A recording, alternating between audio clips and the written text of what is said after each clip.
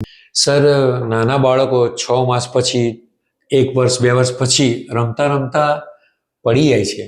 10 વર્ષ સુધીના બાળકો પડી જાય છે, ક્યારેક ક્યારેક એને મોઢામાં જ વાગી જાય છે.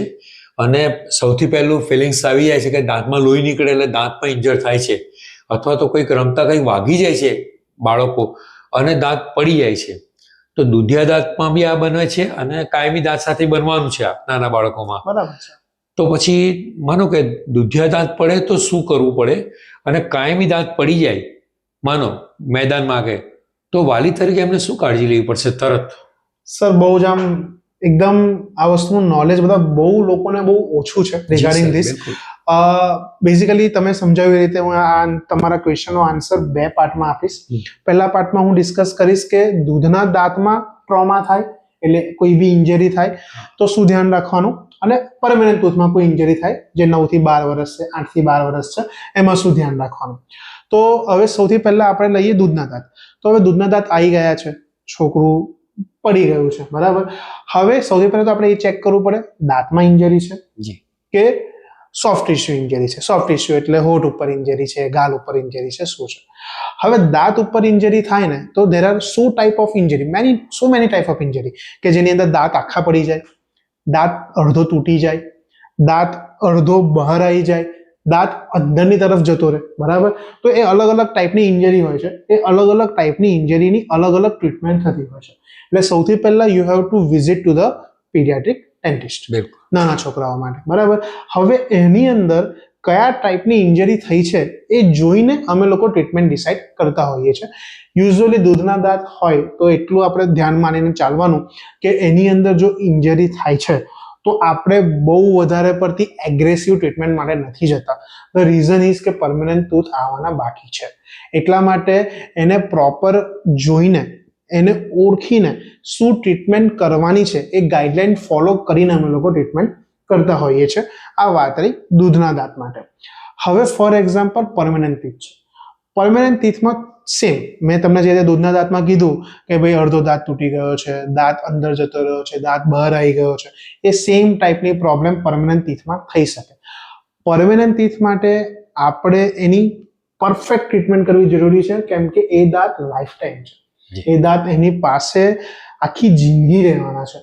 તો એ સિચ્યુએશનમાં હું એક નોર્મલ તમને એક્ઝામ્પલ આપું કે છોકરો સાયકલ લઈને જઈ રહ્યું છે અને પડી ગયો અને દાંત નીકળી ગયો, બરાબર. આખો દાંત, આખો પરમેનન્ટ ટીથ નીકળી ગયો. તો એઝ અ પેરેન્ટ્સ તમારે શું કરવાનું હોય, એ દાંતને પહેલા સાચવી રાખવાનો.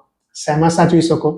સિમ્પલ પાણી, સલાઈન, દૂધ, કોકોનટ વોટર, બરાબર. આમાંથી કોઈ બી સોલ્યુશનમાં તમે એને સાચવીને કોઈ બી નિયર બાય ડેન્ટિસ્ટ પાસે જેટલું બને એટલું વહેલું પહોંચી જાઓ, બરાબર.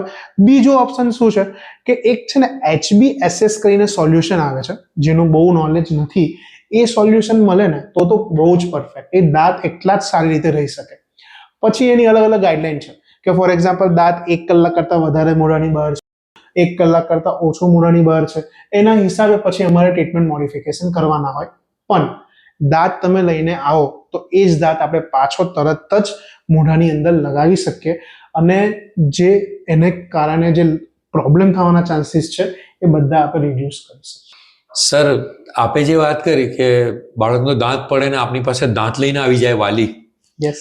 તો આપની 8 વર્ષની કારકિર્દીમાં આવો કોઈ પ્રસંગ બન્યો છે ખરો? હા સર, મલ્ટીપલ ટાઈમ એકચ્યુઅલી બન્યું છે આવું. અને રિસન્ટલી લગભગ 2 થી 3 દિવસ પહેલા જ આ બનાવ બનેલો છે કે ઇમરજન્સીમાં મતલબ એક પેશન્ટ કોઈ હોસ્પિટલમાં ગયું હશે અને ત્યાંથી પછી પેશન્ટ અહીંયા રેફર થયું. હવે એના પેરેન્ટ્સ દાંત લઈને તો આયા, પણ છોકરો પડેલો ગઈકાલે અને દાંત લઈને આયા આજે મારી પાસે. ઓલમોસ્ટ સાહેબ 24 કલાકનો ટાઈમ થઈ ગયો એની અંદર. હવે યુઝ્યુઅલી તો એ રીતનું હોય કે જેટલું વહેલું આવે ને એટલું વહેલું આપણે દાંતને અંદર લગાવીએ અને બચી શકે. તો મારી બી ઈચ્છા હતી કે એ દાંતને હું બચાવું અને વાલીની બી એવી જ ઈચ્છા હતી કે સર પ્લીઝ તમે આ દાંતને બચાવો. એટલે પછી મેં સિમ્પલ એક કર્યું કે દાંતને અમારે સરફેસ ટ્રીટમેન્ટ કરવાની હોય બહારથી, એ બધી સરફેસ ટ્રીટમેન્ટ કરી, ટીથને સરસ ક્લીન કર્યો. ક્લીન કર્યા પછી રૂટ કેનાલ ટ્રીટમેન્ટ જ મેં બહાર કરી લીધી. જે રૂટ કેનાલ ટ્રીટમેન્ટ આપણે અંદર કરવાની હોય દાંતની અંદર, એ મેં બહાર કરી. બહાર રૂટ કેનાલ કર્યા પછી દાંતને મેં પાછો લગાવી દીધો અને એને સ્પ્લિન્ટ કરી દીધું. સ્પ્લિન્ટ મીન્સ બેઝિકલી એને એની આજુબાજુવાળા જે સારા ટીથ છે એનો સપોર્ટ આપી દીધો. બિલકુલ. એટલે દાંત એના અંદર સોકેટમાં પરફેક્ટ રહે. અને આ કેસમાં બીજું એક એવું હતું કે એને બીજી કોઈ ટ્રોમા કે હાડકાનું ફ્રેક્ચર કે એવું કશું નહોતું. એટલે દાંતની હવે ઇટ ડિપેન્ડ્સ કે દાંત કેટલો સારી રીતે બોડી એક્સેપ્ટ કરે છે તો બોડીને જ ખબર. પણ એઝ અ પીડિયાટ્રિક ડેન્ટિસ્ટ કે એઝ અ ડોક્ટર મારાથી જે મેક્સિમમ પેશન્ટ માટે થઈ શકતું હતું એ ટાઈમ પર મેં એ વસ્તુ કરી. પણ પેશન્ટ ઇઝ હેપી. લગભગ એ ટ્રીટમેન્ટ પતશે અને હવે મેં નેક્સ્ટ વીક બોલાવ્યું છે ફોલોઅપ માટે. એટલે માઇટ બી ટ્રીટમેન્ટ સક્સેસ જ હશે. પણ we have to check it. X-ray લઈને આપણે બધું ફોલોઅપ લઈને ચેકઅપ કર્યા કરવું પડે કે કેટલું બોડી એક્સેપ્ટ એને કરી રહી છે. સર, આપે એક યુનિક કિસ્સો કીધો અને સારવાર કરીને વાલી હેપી છે. It's a very good. પણ સર, એક આડો વાતમાં એવું છે કે મને 3-4 વર્ષ પહેલા માનો આ મોં છે, જડબું છે, આ બધું છે, તો બગાસું તો નેચરલ છે કે ગમે તે કારણે આવતો હોય પણ આવતા જ હોય છે. કોઈ વ્યક્તિ એવો નહીં હોય બાળકથી માંડીને કે બગાસું નહીં ખાતો હોય. સર, એ વાત ચોક્કસ? કોઈ નહીં સર. તો સર, મારે એકવાર એવું થયું હતું કે 3-4 વર્ષ પહેલા મેં બગાસું ખાધું ને તો બહુ આરામથી ખાધું, તો પછી મોં બંધ જ ના થાય. ખબર ને, સ્નાયુ કે. તો સર, આ શું? સર, આને છે ને જો લોક તરીકે ઓળખવામાં આવે છે. જો લોક એટલે જડબું લોક થઈ જે તે સ્થિતિમાં થઈ જવું. યસ. હવે સ્ટેચ્યુ થઈ જવું. હા, સ્ટેચ્યુ. બિલકુલ. એટલે સર, આ જે બેઝિકલી છે ને, આ શું કહેવાય આને કે હવે હું તમને કહું ને, તમારી જોડે જે થયું છે ને એવું સેમ મારે એક પેશન્ટ જોડે થયું છે. જી સર. સન્ડે મોર્નિંગમાં પેશન્ટ રૂટીનમાં રીતે ઉલ્યું કરતું હતું અને ઉલ્યું કરતા કરતા જો લોક થઈ ગયું. તો પેશન્ટનો મારા પર ફોન આવ્યો કે સર મારું આ રીતે કે મતલબ એના પેરેન્ટ્સનો ફોન આવ્યો. ઉલ્યું કરતા મોં પોળું કર્યું એટલે જો લોક થઈ ગયું. હવે મેં કીધું કે ઓકે, કઈ નહીં, આવી જાવ તમે જોઈ લઈએ.